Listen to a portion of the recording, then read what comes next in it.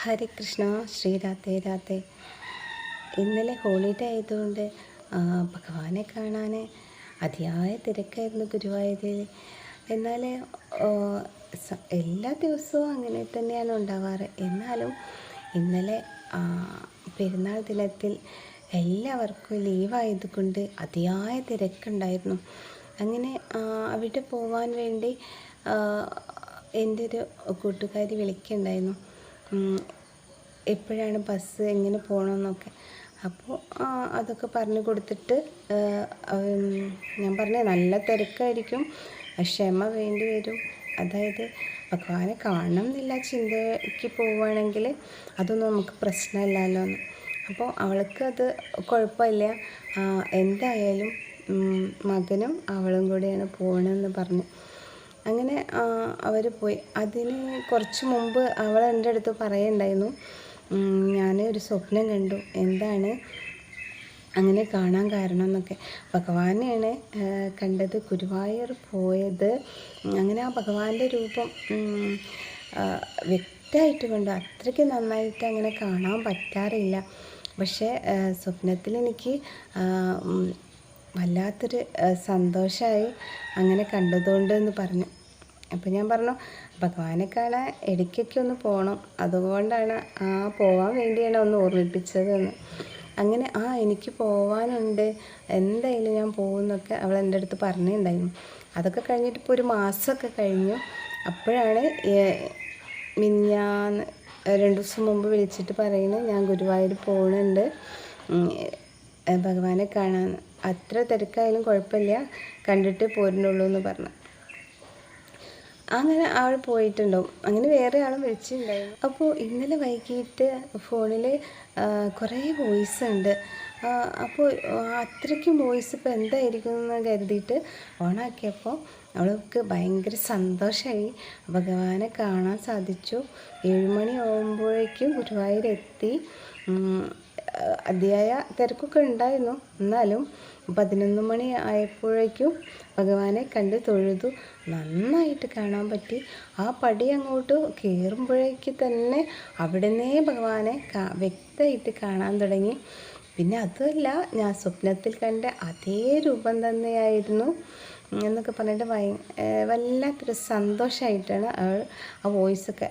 അപ്പോൾ അതുമാത്രമല്ല, അതിന് താഴെ കുറേ വോയിസ് ഉണ്ട്. അതൊക്കെ ആ സന്തോഷത്തിൽ അവൾ പറയുന്നത് ആ സ്വപ്നത്തിൽ കണ്ട അതേ രൂപം തന്നെയാണ് എന്നാണ്. അപ്പോൾ പിന്നെ അവൾ പറയുന്നത് അവളുടെ അമ്മായിയും മാമനും കൂടെ ഗുരുവായൂർ പോയിട്ടുണ്ടായിരുന്നു കുറച്ച് ദിവസങ്ങൾക്ക് മുമ്പ്. അപ്പോൾ അമ്മായിക്ക് വരിയൊക്കെ നിന്നിട്ട് 2 ആളും ഭഗവാനെ നന്നായിട്ട് കണ്ട് തൊഴാനൊക്കെ സാധിച്ചു. അങ്ങനെ തൊഴുത് ഇറങ്ങുമ്പോൾ അമ്മായി പറയാണ്, മാമൻ്റെ അടുത്ത് എനിക്ക് ഇവിടുത്തെ ഭഗവാന്റെ ഭക്ഷണം കഴിക്കണം. അപ്പോൾ നല്ല തിരക്കാണ്, പിന്നെ പാൽപ്പായസമൊക്കെ വാങ്ങിക്കാനും ഉണ്ട്. അപ്പം മാമ പറഞ്ഞു, എന്തായാലും ഞാനിവിടെ ഭക്ഷണത്തിന് വരി നിൽക്കുക, നീ പോയിട്ട് പാൽപ്പായസം വാങ്ങിയിട്ട് വാന്ന് പറഞ്ഞ പോലും. അപ്പോൾ അമ്മായി പാൽപ്പായസത്തിന് പോയി, മാമനോട് വരിയൊക്കെ നിന്നു. അപ്പോൾ പാൽപ്പായസമൊക്കെ വാങ്ങിച്ചിട്ട് അമ്മായി വരുമ്പോഴേക്ക് വരി കുറേ അങ്ങോട്ട് നീങ്ങിയിട്ടുണ്ടായിരുന്നു ഭക്ഷണത്തിൻ്റെ. അപ്പോൾ എന്നാലോ ആ വരിയിൽ കയറാൻ അവിടുത്തെ ആളുകളും സെക്യൂരിറ്റിയും അമ്മായിയെ സമ്മതിച്ചില്ല. അതായത് അവർ പറയണ അങ്ങനെ കയറാൻ പറ്റില്ല. വരി നിൽക്കുന്ന അമ്മാവൻ പറയുന്നുണ്ട്, അത് എൻ്റെ ഭാര്യയാണ്, എനിക്ക് എൻ്റെ കൂടെ കയറാനുള്ളതാണെന്നൊക്കെ പറഞ്ഞിട്ട് ഒന്നും പറഞ്ഞിട്ട് അവർ സമ്മതിക്കുന്നേ ഇല്ല. അപ്പോൾ അവർക്ക് വല്ലാത്ത സങ്കടമായി. അപ്പോൾ മാമ അമ്മായിൻ്റെ അടുത്ത് പറയുകയാണ്, നിനക്കല്ലേ ഭഗവാന്റെ പ്രസാദം കഴിക്കാൻ ഒത്തിരി ആഗ്രഹം, നീ ഇവിടെ നിൽക്ക്, ഞാൻ അങ്ങോട്ട് മാറി നിൽക്കാമെന്ന് പറയണം. അമ്മായിനെ എന്നിട്ട് ആ വരിക്ക് നിർത്തി. എന്നിട്ട് മാമൻ ഇപ്പുറത്തേക്ക് മാറി നിന്നിട്ട് അങ്ങനെ ആ വരി അങ്ങോട്ട് നീങ്ങി. അപ്പോഴാണ് ഒരു VIP ഒരാൾ വന്നിട്ട് അവരുടെ അടുത്ത് പറയാണ്, എന്താ ഇവിടെ നിൽക്കുന്നതെന്ന് മാമൻ്റെ അടുത്ത് ചോദിച്ചു. അപ്പോൾ മാമൻ പറഞ്ഞു, അങ്ങനെ ഭക്ഷണം കഴിക്കാനായിരുന്നു, പക്ഷെ അവർ കയറാൻ സമ്മതിച്ചില്ല, ഞങ്ങൾ വരി നിന്നിട്ട് പാൽപ്പായസം വാങ്ങിച്ചിട്ട് വന്നപ്പോഴേക്കും ഇവരവിടെ കയറാൻ സമ്മതിച്ചില്ല എന്ന്. അപ്പോൾ അയാൾ പറയാണ്, അങ്ങനെ പറ്റൂലല്ലോ, ഇവിടെ വന്നാൽ ഭഗവാന്റെ പ്രസാദം കഴിക്കാണ്ട് ആരും പോകാൻ പാടില്ല, തീർച്ചയായിട്ടും അത് കഴിക്കണം എന്ന് പറഞ്ഞു. ഞാൻ പറഞ്ഞോളാം എന്ന് പറഞ്ഞിട്ട് സെക്യൂരിറ്റീൻ്റെ അടുത്ത് പോയിട്ട് പറഞ്ഞെന്ന് പറഞ്ഞിട്ട് ആ സെക്യൂരിറ്റി വന്നിട്ട് ഈ മാമനെ ഭക്ഷണം കഴിക്കാൻ കയറ്റാണ്. വേറെ ആരും അവിടെ ഇല്ല. അപ്പോൾ ആ ഭഗവാന്റെ പ്രസാദം കഴിക്കണം എന്നുള്ള അതിയായ ആഗ്രഹം കണ്ടപ്പോൾ ആ ഭഗവാൻ തന്നെ നേരിട്ട് വന്നതാണെന്നാണ് അമ്മായി മാമനൊക്കെ പറയുന്നത്. അല്ലാണ്ട് പിന്നെ ആര് വരാനാ, അത്രയ്ക്കും തിരക്കിൽ സ്ഥലമാണ്, ആരും അങ്ങനെ കയറാനൊന്നും സമ്മതിക്കും. ഭഗവാനെ അത്രയ്ക്ക് നമ്മൾ മനസ്സാ പ്രാർത്ഥിച്ച് പോയാൽ നമുക്ക് ഒരുപാട് അനുഭവങ്ങൾ ഉണ്ടാവാറുണ്ട്. അപ്പോൾ ഇത് കേട്ടപ്പോൾ എനിക്ക് ഓർമ്മ വന്നത്, കുറച്ച് മുമ്പ് ഞാൻ ഗുരുവായൂർ പോയ സമയത്ത് ഒരു മാതാജി എൻ്റെ അടുത്ത് പറഞ്ഞതായിട്ടാണ് ഓർമ്മ വന്നത്. അവർക്ക് ഗുരുവായൂർ ഇടയ്ക്കിടയ്ക്ക് പോകാൻ ഇഷ്ടമാണ്. എന്നാൽ ആരെങ്കിലും കാത്തു നിന്നിട്ട് പോകുമ്പോഴേക്കോ ഇവർക്ക് പോകാൻ സാധിക്കാറില്ല. പോയാലോ 2-3 ദിവസം അവിടെ താമസിച്ചിട്ട് ഭഗവാനെ കണ്ട് തൊഴാനാണ് അവർക്കിഷ്ടം.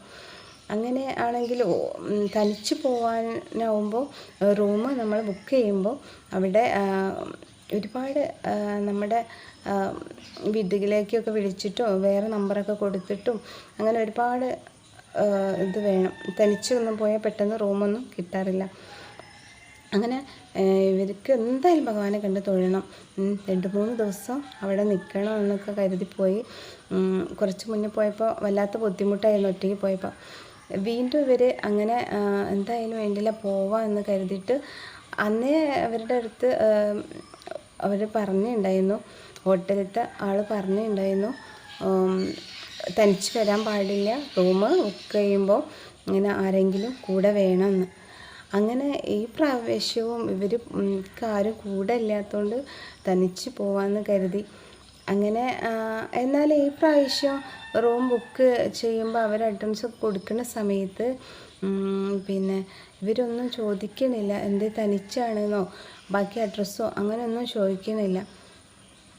അപ്പോൾ എന്താവുമെന്ന് വിചാരിച്ചിട്ട് ഇവരിങ്ങനെ കണ്ണൻ നല്ലോണം പ്രാർത്ഥിക്കുന്നുണ്ട്, അവരൊന്നും ചോദിക്കരുത്, തനിച്ചായിട്ട് റൂം തരാതിരിക്കരുത് എന്നൊക്കെ.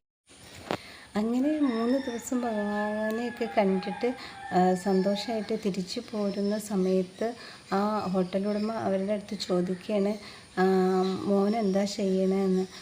മോനവിടെ രാത്രി ഞാൻ നോക്കുമ്പോൾ ഒക്കെ വരാന്തയിൽ കൂടെ അങ്ങോട്ടും ഇങ്ങോട്ടും നടക്കുന്നതാണല്ലോ കാണുന്നത്, അമ്മേനെ നല്ലോണം ശ്രദ്ധിക്കുന്നുണ്ടല്ലോ, നല്ല കൂട്ടാനെ എപ്പോൾ വരുമ്പോഴും ഇനി ഈ മോനെ കൂട്ടിയിട്ട് വന്നാൽ മതി എന്ന് പറയണം. അപ്പോൾ ഈ മാതാജി ഇങ്ങനെ ചിന്തിക്കുക, എന്തായിരിക്കും അങ്ങനെ പറഞ്ഞത്, ഞാൻ തനിച്ചല്ല വന്നത്, പിന്നെ ആരായിരുന്നു എൻ്റെ കൂടെ എന്ന്. അപ്പോൾ മാതാജിക്ക് മനസ്സിലായി, വെറുതെ ഇല്ല ഇദ്ദേഹം ഒന്നും ചോദിക്കാതെ നിന്നത്, കൂടെ തൻ്റെ കൂടെ താൻ തനിച്ചല്ല, കൂടെ ഉണ്ടായിരുന്നത് ആരായിരിക്കും, കണ്ണനല്ലാണ്ട് പിന്നെ ആരും ഇല്ല എന്നില്ല, ആ ചിന്തയൊന്നും വേണ്ട. തനിച്ചാണെങ്കിലും ഗുരുവായൂരല്ല, എവിടെ പോകുമ്പോഴും ഭഗവാൻ നമ്മുടെ കൂടെ ഉണ്ടാവും. അതുകൊണ്ട് ആരും വിഷമിക്കേണ്ട, എപ്പോഴും കണ്ണനെ വിളിക്കൂ. അങ്ങനെ ആ ഭഗവാന്റെ അടുത്ത് പോകുമ്പോൾ നമ്മൾ ഒരിക്കലും തനിച്ചാണെന്നില്ല ഒരു ചിന്ത വേണ്ട, ഭഗവാൻ എപ്പോഴും കൂടെ ഉണ്ടാവും. അങ്ങനെ ഓരോരോ അനുഭവങ്ങൾ എല്ലാവർക്കും ഉണ്ടാവും. എന്നാൽ ചിലരത് ശ്രദ്ധിക്കും, ചിലർ അത്രയ്ക്ക് അതങ്ങനെ തന്നെ ആയിരിക്കും അങ്ങോട്ട് കരുതി അങ്ങനെ അങ്ങോട്ട് മറക്കും. എന്നാൽ ഇത്രയ്ക്കും വലിയ അനുഭവങ്ങളൊക്കെ ആ ഭഗവാനോട് അടുത്ത ഒരു ഭക്തയ്ക്ക് അല്ലെങ്കിൽ ഭക്തന് അല്ലാണ്ട് പിന്നെ ആർക്കാ ഉണ്ടാവുക. ഹരേ കൃഷ്ണ, ശ്രീരാധ.